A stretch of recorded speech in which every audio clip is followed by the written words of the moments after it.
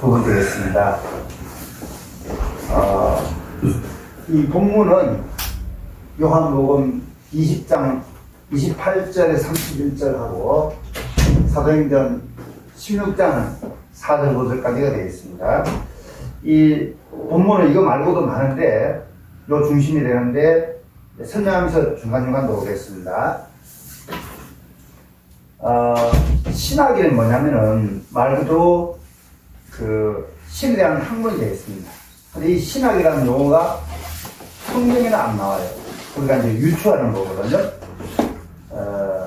그러면서 우리가 신학을 공부하고 학습함으로 해가지고 기독교에서 많은 것을 알게 되고 또 깨닫게 되면서 잘 알게 되면은 이 마음에 그 성령이 충만할 수 있다는 걸 느끼게 됐습니다. 저도 실제로 그랬고요. 신학은 영어로 데올로지가 있어요. 데올로지 혹은 시올로지 하는데 앞에 있는 그런 데오스는 신을 신하면 데오스가 되겠고요. 또 로고스는 말씀인데 이 신과 말씀의 합세가 바로 신학되는데 결국 뭐냐면은 신의 말씀이라고 할 수 있습니다. 보통은 학문론인데 말씀으로 표현하고 있습니다. 신학은 연구하면 돼요. 근데 일반 학문은 하고 다른 것이 학문을 연구하면 많은 지식을 얻게 되고 완성이 이르는데 신학만큼은 좀 달라요. 신학만큼은 연구하는 그 플러스 뭐가 필요하냐면요. 한마디로 말씀드리면 영적 체험을 느껴야 돼요. 이거 없으면 신학했다고 할 수 없는 거고 그냥 학문으로 가는 거지 신학의 진정으로 접근이 안 된다고 볼 수 있는 거거든요. 그래서 신학은 신학으로 얘기하면 되긴 되지만은 그것이 논리와 이성과 영적 세계의 입문을 해야 됩니다. 이게 상당히 어려워요. 저도 이제 이 진정으로 믿기 전에는 신학에 대해서 연구하면서 많이 알긴 아는데 이 영적 체험 못하니까 진정의 신학을 할 수 없다고 할 수 있는 거죠. 이 부분은 일반 목사님도 똑같아요. 내가 말씀 전하는데 이게 체험 안 하고 있냐면 진정으로 말씀이 안 들어가게 됐습니다. 이제 황표 총장님 말씀하고 또 다른 분들 말씀 들으면서 맞다는 것은 뭐냐면은 그분들이 영적 체험을 느꼈다는 것을 제가 진정 느끼게 되고 있습니다. 느끼기 전일이 와요. 이 처음으로 체험에 대한 전달이거든요. 그럴 때 비로소 말씀에 힘이 들어가고 진정으로 이제 설파력이 가라고 할 수 있는 거거든요. 그 이제 이 영적 세계로 들어가는 입문과 체험을 같이 임하고 또한 뭐냐면요. 성경 체험을 받아야 된다는 게 있습니다. 이 부분은 말로 표현 못합니다. 본인이 느낄 수 있는 거거든요. 그래서 신학에 대해서 이제 개념을 정리하면서 가장 중요한 게 뭐냐면요. 공부하면서 동시에 체험해야 돼요. 먼저 성령 체험, 영적 체험입니다. 이 부분은 일반인들하고 달라요. 이게 바로 신학을 공부하는 사람의 자세입니다. 체험을 받아야 된다고 할 수 있습니다.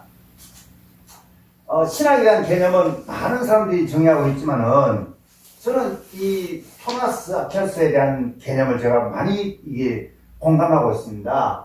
이 사람은 신학이라는 것은 하나님께 의해 가르침을 받고 두 번째 하나님에 대해서 가르치고 세 번째 하나님께 인도하게 하는 것 이게 바로 신학입니다. 이건 학문은 일반 학문은 달라요. 하나님께 가까이 가두는 것을 본인이 깨닫고 또 전달하고 공감한다 이게 바로 신학입니다. 확실히 일반 학문하고 다르다고 할 수 있는 겁니다. 그래서 저는 토마스 아퀴나스에 대한 그 신학 의미를 갖다가 진정을 받아들이고 또 찰스 있지않은 사람은 그런 것들을 잘 조합하면 신학이 하는데 저는 아퀴나스에 대한 그 개념을 좀 더 공감하고 받아들인다고 할 수 있습니다. 그래서 어디 가서라도 저는 신학하면 아퀴나스에 대한 개념을 딱 내셔오면은 다 공감해요.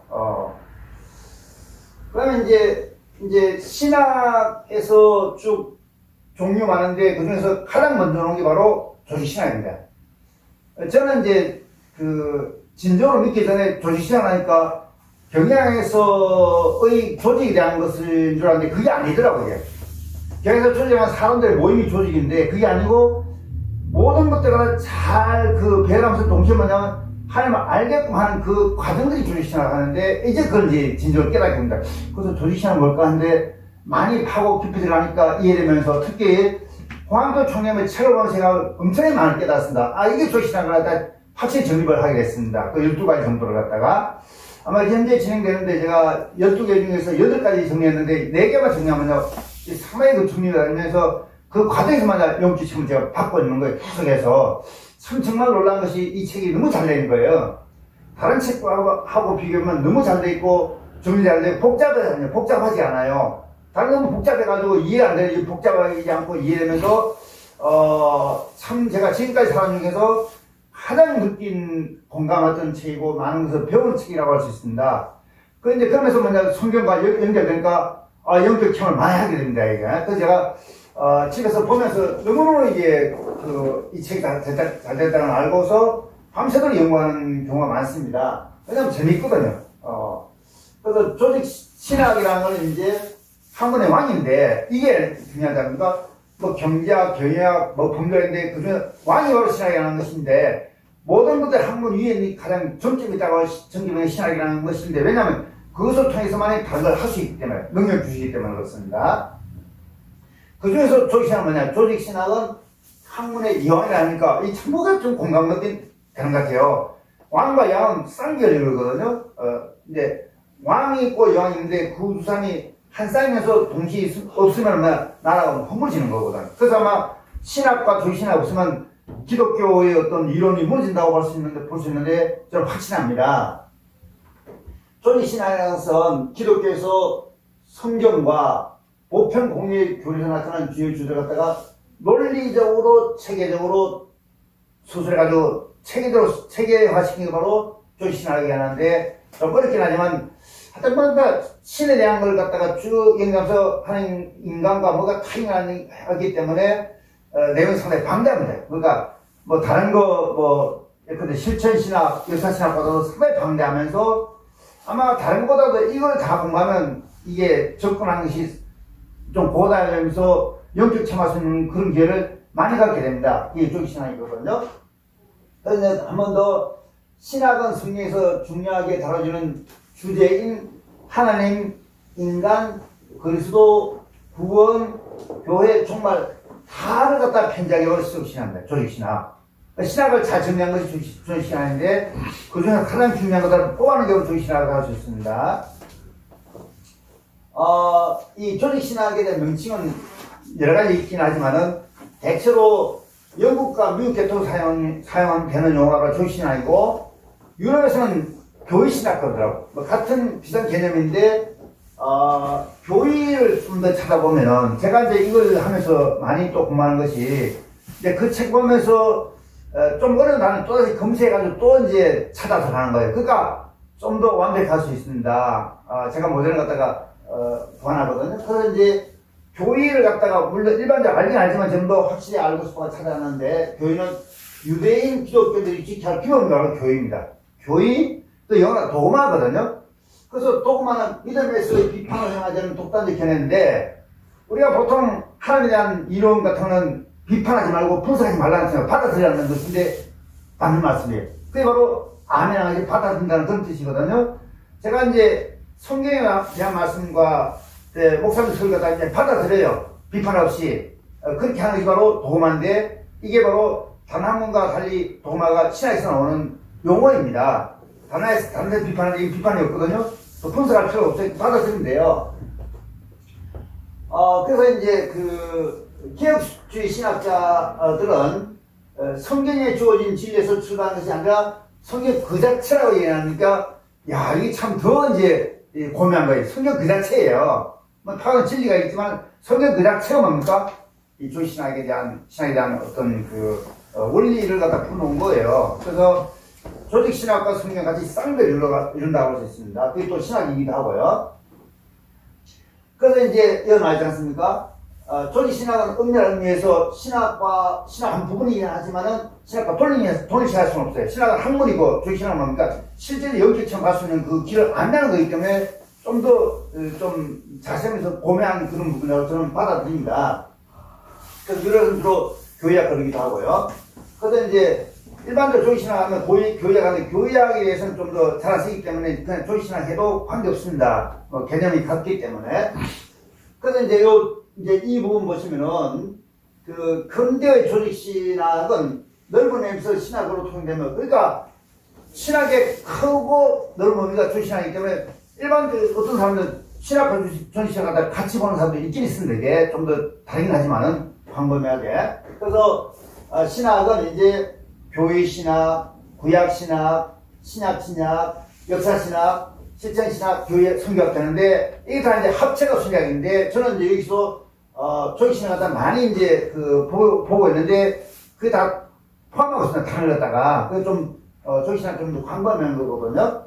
아마 제가 이제 조직신학 12개 끝나고 난 후에는 다시 역사신학, 실천신학, 성교학 또 들어갈 때 아마 그럼 이제 좀 더 완벽해질 수 있습니다. 이러면서 점점 감동을 받는 거예요. 그래서 혹시라도 제 주변에서 나쁜 일, 안 좋은 일이 나면은 믿으면 된다고 제가 강력히 주장합니다. 왜? 하나님 다 해결해 주시니까. 이게 바로 체험인 거거든요. 자, 그 다음에, 아까 처음에 이제 본문 말씀드렸는데, 그게 바로 이거예요.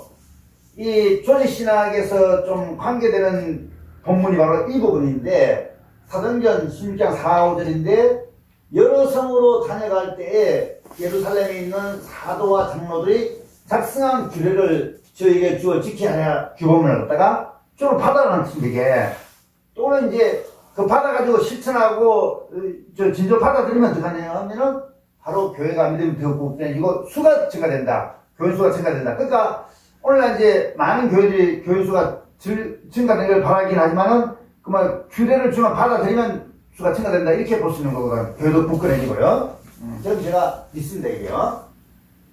조직신학의 개념은 이제 이미 말씀드렸는데, 한 번 더 말씀드리면, 조직신학은 신학의 주요한 주제들을 성경적 및 논리적 체계를 씌워서 그 주제를 완성시키는 학문이 바로 조직신학입니다. 이제 좀 더 뚜렷이 개념이 나옵니다. 그래서 이제 조직신학의 주요한 주제는 계시, 또 하나님. 이 하나님은 삼일체예요. 그러니까 성부, 성자, 성령이 바로 하나님이에요. 우리 상당히 헷갈린 것이 떨어졌다는 거, 통째게. 그러니까, 찬송의 이제는 성부, 성자, 성령의 개념이, 모를 때는 잘 몰랐는데, 이제 알고 나니까, 이해되는 거게. 그 찬송가 너무 흥분되는 거, 이게 좋아지고요. 그러니까, 우리가 신학을 알고, 조신학 알고, 성경 알고 하는 찬송가 부르면 이것이 너무너무 나한테 감동 준다 할 수 있어요. 그 찬송가예요. 누구를 위해서? 하나님 위해서? 오늘 예수를 위해서. 그게 찬송가예요. 저는 찬송가 뭐냐, 칭찬하겠지 않은 그 하나님과 예수가 다 찬양의 찬송가예요. 그렇게 알고 나서 부르면 좀 더 감이 와닿아요. 그래서 이제 이 조직신학은 교리만 아니고 이 성령하고 체험을 앓기 때문에 이 실제적인 것이 봐줘야 되게 이런만이 아니고 그죠? 그런 뜻으로서 많은 사람들이 얘기하고 있습니다. 저 공감하고요. 이게 이제 상당히 중요한 부분인데 이게 이제 제가 황한표 총장의 책을 보면서 나눈 거예요. 그게 딱 맞는 거예요, 이게. 조직신학의 구성이 한 12가지 되는데 첫 번째 신론이에요. 신론은 하나님에 대한 존재와 위상과 역할을 포함하고 있습니다. 이게 얼마나 중요한지 몰라요. 그래서 제가 신론하면서 신론하면서 많은 걸 제가 공감했습니다. 하나님 이렇구나, 이분이 이렇게 하는 거거든요. 이거 신론이에요. 두 번째 인간론. 인간은 죄예요. 죄에 파묻혀 있어요. 죄악론인데 그러니까 보통 기도할 때 보면 내 죄를 고백한다 하는 게 자체가 필요해요. 이게 왜 인간은 원래 죄가 있기 때문에 그걸 씻어주는 사람이 이제 하나님 예수님 되겠죠. 자, 세 번째 기독론인데 이게 바로 뭐냐, 예수 그리스도를 얘기합니다. 예수 그리스도의 은총입니다. 우리가 속죄를 광고하는 은총 준다는 뜻입니다. 그러니까 이제 아까 말씀하셨는데 가장 중요한 뭐냐, 가장 중요하고 쉬운 거 뭐냐, 믿는 거예요. 믿으면 돼요 그냥. 그럼 다 해결된다. 얼마나 좋은 거예요 이게. 다른 거보다 더 쉬운 거거든요. 그래서 믿기도 어렵지만 믿기 쉬운 거예요. 저 같은 경우는 30년, 40년 동안 믿었지만 못 믿는 건 뭐냐? 이게 안 받아져요. 근데 진정을 믿으면, 받아지는 거 얼마나 쉬운지 모르겠어요. 쉬운 거 이게 믿음이거든요. 그 다음에 성령론은 성령입니다. 이 부분에 대해서 또다시 제가 많은 걸 이제 연구했는데, 성령에 대해서는 바로 뭡니까? 하나님과 예수님에 대한 그 믿음을 갖다가 내 몸속에 받아들이게 성령이에요. 그게 들어와줘야 돼. 내 마음속에. 안 들어오면 성령이 이제 안 들어오면 내가 진짜 못 믿는다 할 수 있습니다. 성경령은 성경한 구조예요. 구약신학 다 구조를 파헤치는데 그게 또다시 어떤 체계적인 논리가 필요하겠더라고요. 내가 분석했고요. 또 믿음론은 사도와 거룩한 성도들의 생애 믿음인데 사도론이에요. 또 하나 뭐냐면 이제 구원론인데 이건 구원 영적 성장론인데 현재 제가 분석은 구원론까지 지금 들어가 있었습니다. 이제 앞으로 교회론, 성례전, 종말론, 내세론 요거 4개 하면 다 끝나는 건데 플러스 뭡니까? 요한계시록이 되어 있더라고요. 그래서 이것도 분석하면 이제 상당히 나한테 도움되는데 이건 예수의 승리라고 얘기하고 있습니다. 요한계시록. 그러니까 많은 목회자님들이 요한계시록에서 상당히 중요하게 얘기더라고요. 이 부분에 분석을 해가지고 왜 그런지 한번 더 이제 책을 논리 내시면 아마 훌륭한 강의 될 수 있다고 봅니다. 이렇게 해서 13개가 정도 되겠고요. 합해가지고, 12개가 합해가지고요. 이제 신론 들어가면, 신론은 결국 뭐냐면, 하나님에 대한 연구 영역인데, 하나님 분석이 바로 하나님에 대한 어떤 깨달은 게 바로 신론이에요. 개념 그렇고, 개념 두 번째는 하나님을 이제 연구하면서 깨닫는데, 두 번째, 누군가를 파악하는 또 신론에 대한 연구 영역입니다. 이제 그런 것들을 갖다가 성경이 잘 나타냈다 할 수 있습니다. 그러니까 우리가 하나님을 알려면 성경 보면 알 수 있다는 뜻입니다. 이게. 그래서 성경을 잘 읽도록 하는데, 근데 그냥 읽으면 이게 잘 안 들어오니까, 이렇게 설교하면서 본문 나오고, 설교하면서 본문 이해하면 이게 연결되면서 또 잘 될 수 있습니다. 그냥 먼저 뛰는 거다도요. 그래서 이제 성도는 결국 하나님과 같이 움직이고 은혜를 받아야 된다. 이렇게 하면서 성경 풍조를 이제 말씀드렸고요. 결국 그거예요. 나는 중요하다는 거하고 깨달으면 돼요. 쉬울 수 있습니다, 사실은요. 저는 이제 30년, 40년 믿어도 잘하는 걸 다 최근에 1년 가까이 딱 변화했습니다. 이게 많이 변화됐어요. 그러니까 제주에 안 좋은 거 있어도 하나님이 돌아주실 거라 생각하면 참 편해, 마음이. 또 그렇게 하기도 하고, 지금까 사람들은 고마운데, 더 잘주면 더 고마운 거니까, 다가 고마운 거예요. 살아있게 하는 것도 고맙고, 어떤 사람들은 자녀가 초등학교 때 죽었으니까, 그보다 또 좋죠. 왜? 여기까지 살았으니까. 앞으로 살 거기도 하고, 누구의 은혜로? 하나님의 은혜로. 그래서 이제 한마디로 하나님의 은혜를 알고 아는 존재로 거듭나면 돼요. 이게 신론에 대한 어떤 의의가 있습니다. 그러니까 이제 하나님 누구인가? 존재한가? 그냥 존재하면 훨씬 믿으면 돼요. 그게 바로 이 수적신을 하는 어떤 의의가 되겠고요. 사람이라면 누가 얘기하겠죠. 누구인가 하나님이 존재하는가? 이제 이 갖다가 목회자님께서 확실하게 존재한다고 이게 얘기하면 돼요. 또 그 과정을 설명하면 돼요. 그게 목회자의 어떤 삶의 역할입니다. 그러니까 하나님에 대해서 많이 논의가 되고 제기되어 있지만은 결국 뭐냐면은 하나님 존재한다는 걸 갖다가 누구나 부정 못한다는 뜻입니다. 부정 못하니까 있는 거거든요. 그것도 이 종교라는 거는 동물은 못해요. 동물은 종교를 못 가집니다. 그게 인간과의 차이예요. 인간만 할 수 있다고 하기 때문에 인간이 마음을 지배하고 또 다스리거든요. 이거로 마음은 영장입니다. 지금 그런 많이 깨달았어요. 과거에 동물과 인간 동물인데 동물과 차이점은 그거예요. 사람만 영이 있고 사람만 승리 있다 할 수 있어요. 동물 없어요 이게.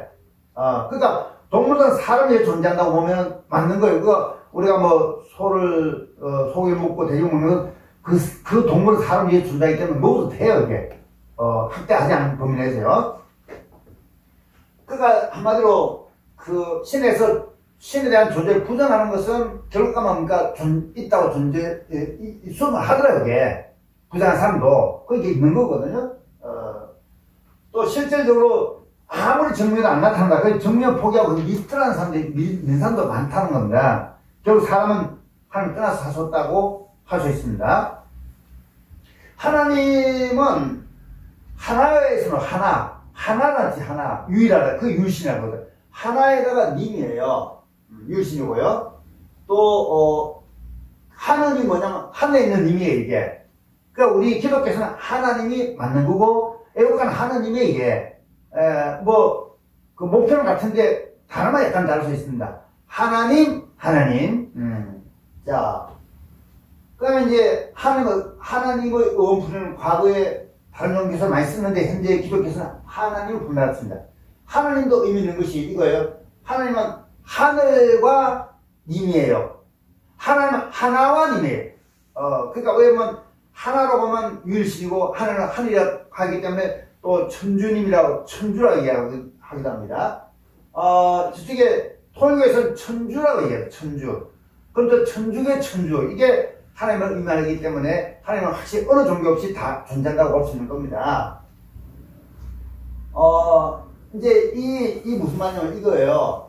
하나님에 대해서 주장하는 사람하고 주장하는 교가 바야교가 있더라고요. 이게 찾아보니까 상당히 좋은 개념이에요. 제가 처음 알았거든요. 그러니까 제가 홍영표 총장 책을 읽으면서 처음 보는 단어와 내용들이 너무너무 많은 거예요.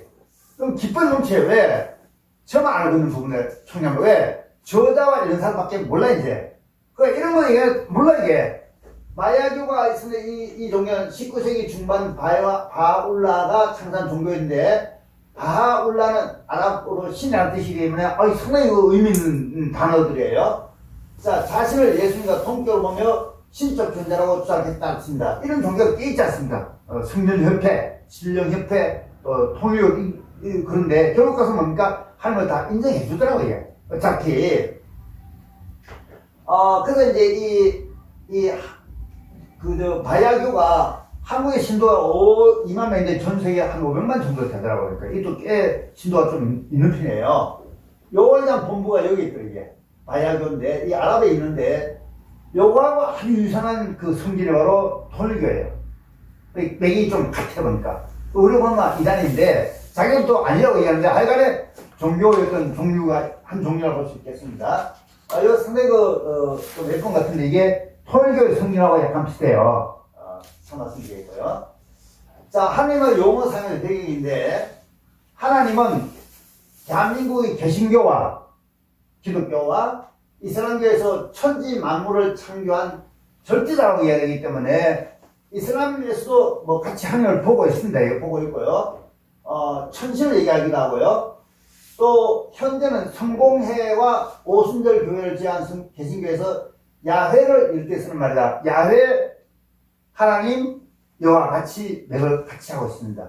절대자로 보고 있거든요. 그러니까 많은 종교가 용어는 하지만 하나님을 인정해 주기 때문에 좀 이렇게 다원화된 종교라고 하는 경우도 있어요. 이제 이교 이렇게 때에 따라서는 물론 안 좋은 종교라 하지만 하여간에 같이 보기 때문에 좀 인정하는 경우도 좀 있더라고요. 예컨대 순복음교회 등등처럼 사비하지 않고 개신교의 하나님 명칭은 이제 북에서 사용했고 지금 남한에 사용하는데 저는 이제 많은 걸 생각 들으면서 북한에서도 종교 있다더라고요. 기독교가 있는데 지하 있긴 하지만은 그래서 아마 통일되면요 우리가 할 일이 너무나 많은 것 같아. 북한 가서 선교해 앞으로 북한 국민이 현재 우리나라 5,200만인데 북한이 2,100만이에요. 꽤 많은 거예요. 제가 알기로 한 몇 년 전에 2,200만인데 많이 늘었어요. 그러니까 제가 볼 때는 출산율이 남하고도 북한율이 더 높은 것 같아. 왜? 정합수술이 상당히 높거든요. 그러니까 합하면 거의 8천만 가까이 되는데 우리 목회자들이 하신 게 많은 것이 북한에서 종교가 허용하지 않기 때문에 통일되면 가서 이 정감은요 금방 늘어날 수 있습니다. 그래서 한국이 세계 최고의 성지가 될 수 있습니다. 기독교에서. 왜? 인원 많죠. 믿음 강하죠. 한국 사람만큼 믿음 좋은 사람 없어요. 사실은요. 믿음이 강하다는 것은 바로 예수님이 존재하는 걸 인정하고 하는 존재하는 인정하기 때문에 세계에서 한국이 성지가 될 수 있어요. 마치 예루살렘처럼. 그러니까 통일 대결을 더 바라보세요. 왜? 북한 가서 선교해야 돼, 제가요. 하는 말씀 전해드려야 된다고 저는 확신합니다. 평양에 수도 있었고요. 평양에 있었기 때문에 현재 이제 통일되면 과거에 믿던 사람들이 다시 정신적으로 올라서면서 부흥되면서 이제 전파할 수 있다고 저는 봅니다. 그다음에 이제 순복음교회는 과거는 약간 사이비라 했는데 요즘 좀 받아들이는 이유는 뭐냐? 반성을 많이 했더라고요. 안 좋은 논리를 좀 포기하고. 그래서 현재는 뭐 사입이 아니고 그냥 뭐 다른 종교처럼 받아들이기 때문에 상당히 많이 완화되어 있습니다. 참고로 말씀드리면요. 이 원래 처음에 출발할 때는 오순절 교회였습니다. 한국에서는 50년대부터 본격적으로 전래되었고, 계시론과 방 관련 망언 때문에 70년대까지는 이단 논란이 심했기 때문에 한동안 개신교가 따로따로 놀면서 비난을 많이 받았었습니다. 근데 이제 그 위에 계시론을 정돈하고 해당 망언을 취소하여 엄연한 기독교 주류의 종파로 공인되었고, 조영규 목사의 대봉 운동으로 교회를 켜놨고, 하나님 명칭을 보다 야외 명칭을 쓰는데 하여간 하나님 갖다가 인정해 주더라고요. 그러니까 이제 많이 좀 교화되면서 인정해 주는 그런 게까지 왔지 않습니까? 이제 이 부분은 이제 만약 여호와 순복음교를 갖다가 기독교 본다면 이 교인 수가 한 50만 넘는다 그러더라고요. 그러니까 합치면 이거 교인 수 더 많아지면 우리가 기독교에서요. 그럼 이제 하나님은, 저는 그래, 하나님이 누구냐? 첫째는 형체가 없어요. 무형체이고 또 모양도 없고요. 또 중요한 건 어디나 존재한다는 거죠. 이게 영할 때는 신령영자인데, 이 영자는 사람의 지혜로 헤아리기가 어려울 정도로 신령스럽고 기만적으로 영이에요. 저는 이제 이 한자가 되게 어려운데, 처음 접한 것이 저는 고향이 경상북도 고령군 계정 고령군이기 때문에 영자가 넓으면서 이게 너무 어려워요, 한자가. 다른 데보다도. 근데 그 영자인데, 그래서 제가 아마 신령을 좀 체험을 많이 하고 있어요. 그 고향이 그 고령군이니까. 너무너무 처음엔 너무 어려가지고, 이 도대체 무슨 이렇게 어려운 동네인데, 지금은 너무 고마운 것이, 그걸 제가 받았습니다. 영자가, 신령 영자를 갖다가. 또, 영이신 하나님은 언제까지나 변하지 않으시며, 오로지 홀로 영하신 분이에요. 오로지 홀로 영원하신 분이고요. 모방과 지면은 불가능하겠습니다. 하나님은 지배할 수 없지 않습니다. 우리 지혜를 받는 거지. 또한 하나님은 지상의 모든 생명체의 창조자예요. 생명체뿐만 아니고 무생물체도 아마 창조 다 했었잖아. 왜? 전체 천지를 다 창조했으니까. 어쩌면 다 무생물인 돌, 나무, 다 돌하고, 이게, 흙가득 다 창조했을 거라고 해. 그건 이제는 안 존재 안 했으니까. 그래서 생명체는 물론 창조했고요. 주인이시고요. 하나님 인간보다 더 뛰어난 분이에요. 한계 없을 정도로 뛰어난 분이다. 그러니까 표현해가지고 전지전능이라고 표현하지 않습니까? 자, 보세요. 구체적으로요. 하나님의 속성은 영이시고 시간, 공간 제한받지 않는데 시공초월이라는 뜻입니다. 시공초월한 거. 이분밖에 없어요. 시공초월은. 하나님은 활동적이에요. 움직여요. 느끼는 사람이 있지 않습니까? 그 사람 와 있는 거예요. 그쪽으로. 살아계시고 또 영원하시고 처음과 나중이 없어요. 늘 있는 거예요. 처음 나중이 없다는 뜻은 뭐냐, 늘 존재하고 끝이 없다는 뜻입니다. 시작도 없고 언제나 변치 않고 사랑이 늘 있습니다. 제약이 없고 전지전능하고요. 불가능이 없고, 그러니까 조금은 다 있는데 이게 하나님이에요. 뭐라 표현할 수 있습니다. 그러니까 이런 분이 살리면 뭐 정말 잘 살지겠죠, 그죠? 은혜지만 정말 잘 주겠죠, 그죠? 그래서 제가 이걸 공감하면서 제가 많이 공감하면서 제가 체험을 많이 해서, 진짜 대단하신 분이라고, 하나님은요. 또 그리고 이제 하나님은, 속성이 거룩하세요. 거룩만 많이 나오지 않습니까? 그죠? 하나님은 칭송이고 또 예수님도 그렇죠. 예수님은 하나님 아들이니까 같이 보는 거, 우리가.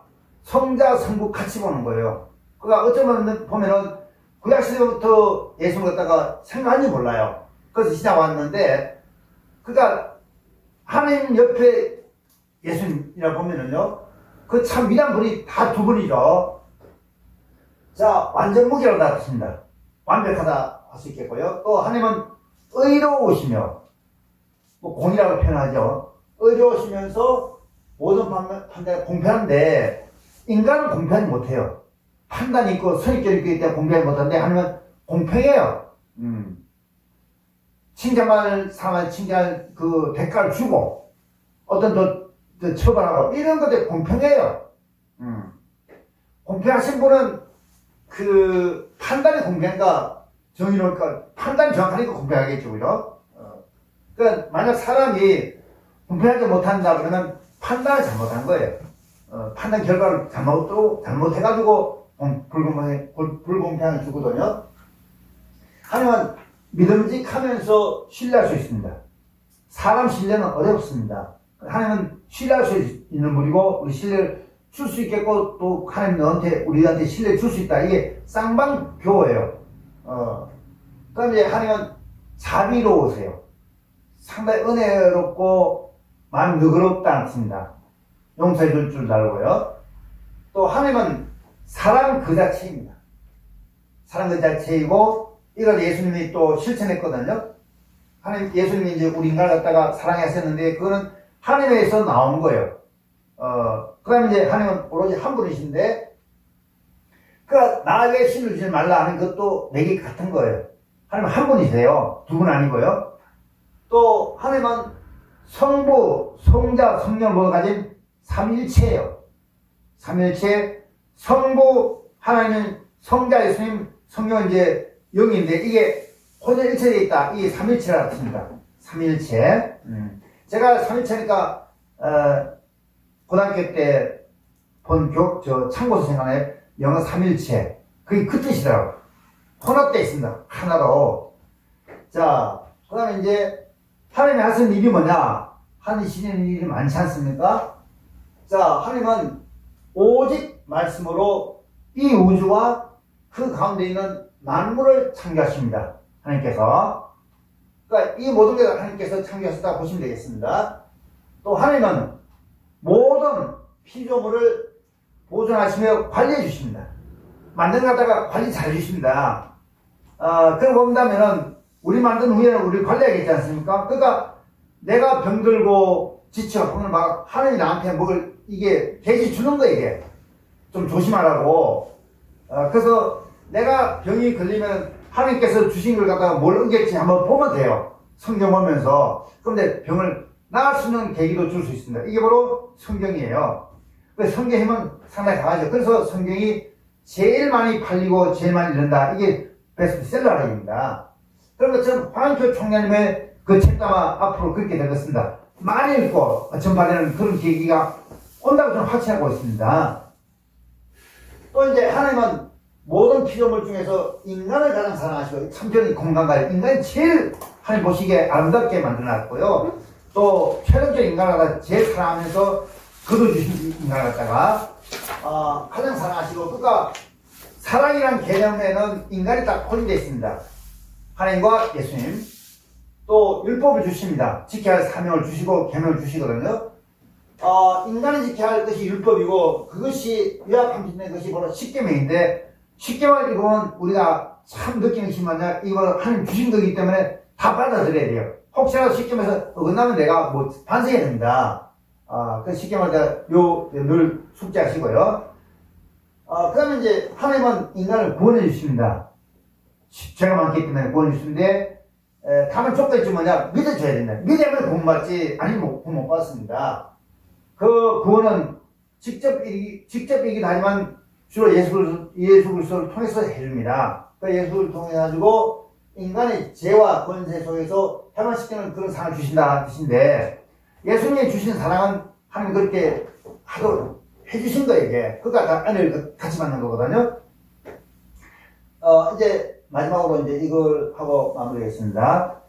하나님은 무엇을 원하시는가? 이게 중요한 거예요. 뭐 원하냐? 우리가 또 따라가줘야 됩니다.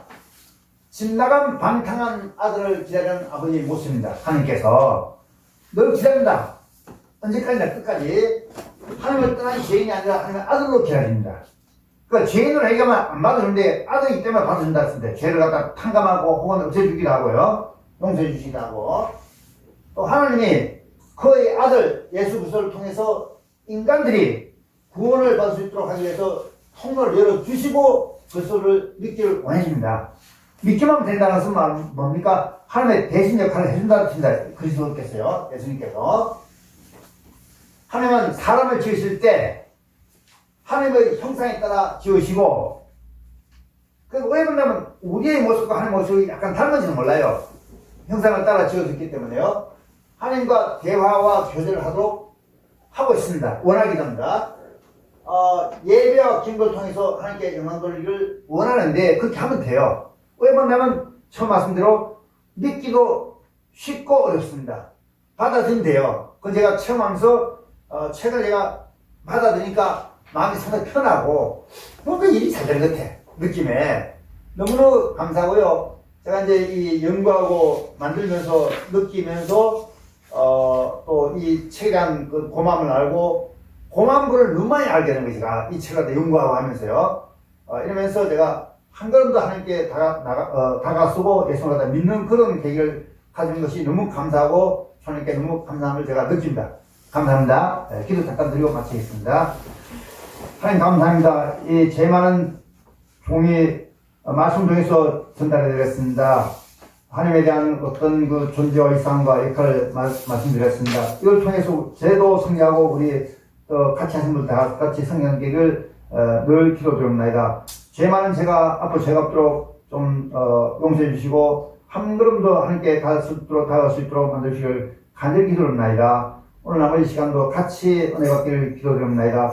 이 모든 것을 우리 주 예수 그리스도 이름 받들어 기도드립니다. 아멘. 아멘. 네. 질문 받았어요. 질문. 네, 질문.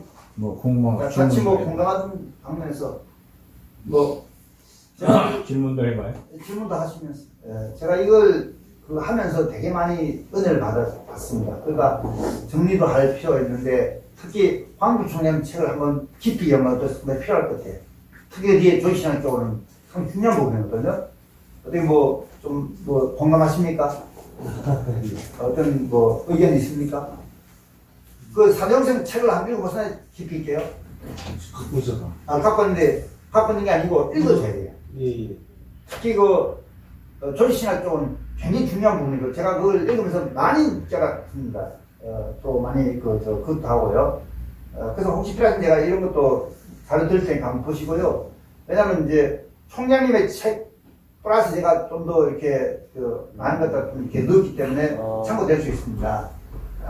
필요하면 제가 이걸 팔로 드리고 같이 연구하고 공부할 때 늘 공부하지 하시라고 하니까 하신 거를 이제 USB로 나누면 돼요. 예, 이준호 사람 윤성아 쫙 학생 쓰니까 이메일로 쫙 그렇게 하고 전파하실 때 그것도 USB 이메일로 주시고 이메일 주고 그리고 이제 실론을 했는데 동영상은 안 보시나 봐. 책만 보고 하시면 책을 내가 봅니다. 강의를 들어봐야 돼요. 예. 왜 들어봐야 되느냐? 뒷부분에 하나님에 대한 잘못된 표현들이 많아요. 그래요? 그걸 보시고, 이거 왜 잘못됐는데, 다 믿거든, 또 잘못 가르쳤는데도. 그걸 한번 더 연구하셔서, 책만 보고 하실 게 아니라, 책은 요약 교재니까, 그렇습니다. 동영상을 들어보시면, 그 강의 뒷부분에, 3일차 하나님에 대해서 잘못 소개하는 게 있어요. 그거 왜 이렇게 소개하나? 그리고 이제 분명히 우리 교재대로 성경적 실로는 이것하고 정리를 해 놓으셔야 돼요. 너무 발표 잘 하셨습니다. 알겠습니다. 박수 한번 주세요. 수고하셨습니다.